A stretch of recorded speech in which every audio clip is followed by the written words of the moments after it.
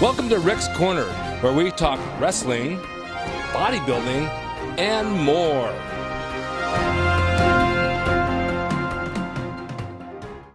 I want to talk about a few things today regarding Gold's Gym back in the day, Arnold's training program, Dave Draper, and a few of the others that I trained with back then. I'll get into Arnold's shoulder routine, which is very unique, but I wanted to tell you first a little bit about Joe Gold, because if it wasn't for Joe Gold, we wouldn't have had Gold's Gym back then, obviously. He started that gym in 1965. He was a merchant marine, and he worked out with all of his buddies at Muscle Beach. They all had a place on the beach called the Pit, down on the sand, where they had weights, they had gymnastics, they had all kinds of events on the weekends. They had Mr. America's training, Steve Reeves, all the greats. But Joe wanted a gym of his own. He wanted a gym that he could provide for his buddies, his bodybuilders, where they could train indoor and have a place that was state-of-the-art equipment, which he was very good at building. So he built himself this cinder block building in Venice, which still stands today. He made all of his own equipment. He designed it. He welded it. He put it together. And all of his friends trained there. Whether they had money or not, he didn't charge them. His fees back then were $60 a year, which was really cheap. And if you didn't have the money, he'd say, forget about it. Just train. You can train here. He was very nice to people, and very giving. But if he didn't like you, you knew it, you were out of the gym. Because gyms attract all types, of course, and we have them today as well. And those that were just not desirable for him, he gave them their money back and kicked them out without even notice. He didn't want any music in the gym. He wanted just training. He thought music was not the place. He had one shower built. He said some of the guys, most of them don't shower anyway. That was his term. He said, why do you need a shower? You guys are dirty. You don't shower. You just go to the beach and swim in the ocean. But he was very outspoken. He said exactly what he felt. The funny thing was, this is very unusual, and it's something you'll probably never hear again. He had a couple of women that joined the gym that trained. One of them was a girl named Debbie. Another one, I don't remember her name, but she was about 6'2" with rainbow-colored hair, had a huge dog, and she'd come in and she'd train. Now, when it came time to shower, one day I was in the shower, and I turn around and someone says, would you hand me some soap, please? And it was her. The girl showered with the guys. I mean, it wasn't a sexual thing. It was nothing like that. It's just that they had one shower, and they used it. And no one had thought anything about it. He had a sauna downstairs, a wooden sauna. They used that as well. They came in, no clothes. It was bizarre. But that's the 70s. That's the way the 70s were. No one even questioned things like that. It's just what we did, and it was an everyday occurrence. Well, we had a lot of people training there. We had Arnold, as you know, Dave Draper, Chuck Colress, Franco Colombo. People from all over the world came. Albert Beckles, who I'm going to be interviewing on another upcoming Rick's Corner, so stay tuned for Albert Beckles. He'll be very, very interesting. Bill Grant as well will be talking to me. But Arnold would come in and we'd go through a shoulder routine. This is what I wanted to talk about. It wasn't very elaborate. It was actually very simple. I'm sure you guys know what the Arnold presses are, where you hold both dumbbells and you twist as you go up. Well, we'd start with maybe the 25s or 30-pound dumbbells, go nonstop up the rack, every 5-pound increments, all the way to the 80s. I can't believe with the shoulder I have today, as bad as it is, I could even lift the 80s. We'd go nonstop up the rack, nonstop down the rack. That was one set. We'd go it again, one time up, one time down. That completed the pressing. Then we went to dumbbell laterals, starting with, I think, the 20-pounders.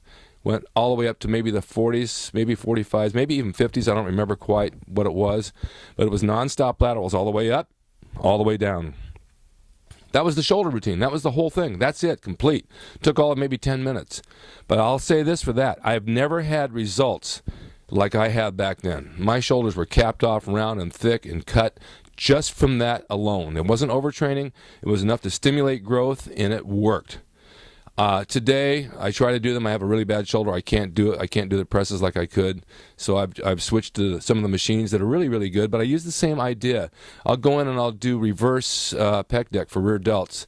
And I'll do like 20 reps, 15, 12, 10, 8, until I can't do any more. 4 sets up, 4 sets down, nonstop. Same thing with seated lateral machine, where you can sit in the machine and actually make it work. But you know, they have handles on those machines. They have position made towards their format that they have an instruction on there. It'll tell you to hold on. I say turn the handles around, drop your arms on that machine, pretend as if you had dumbbells in your hand, and emulate the dumbbell lateral.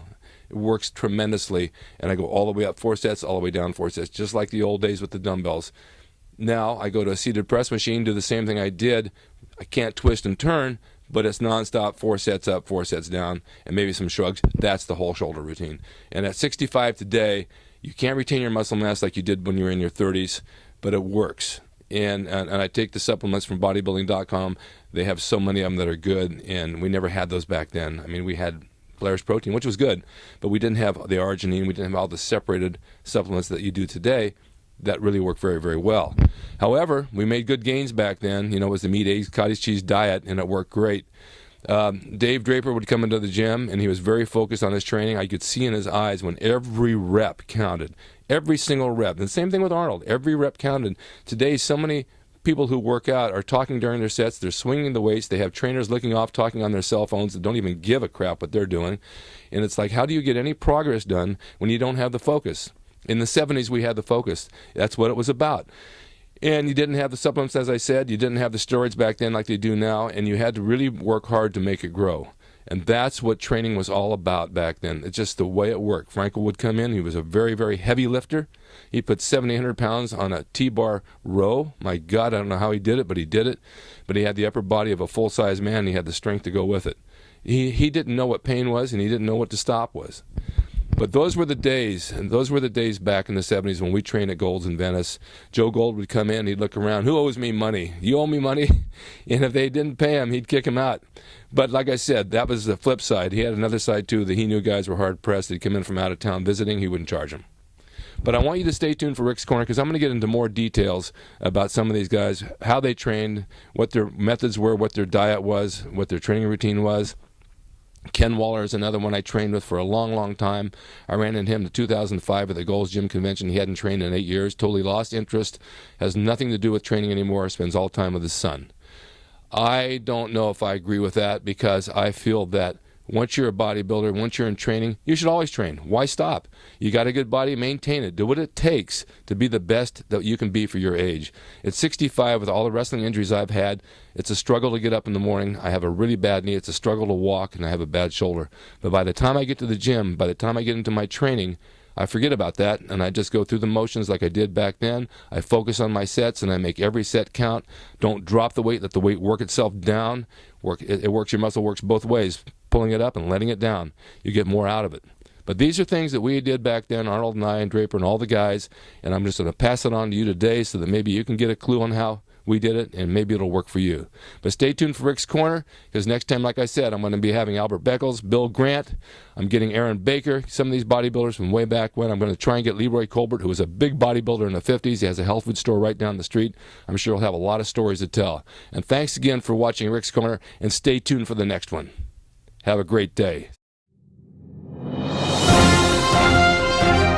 Thank you for watching, and stay tuned next time for another episode of Rick's Corner.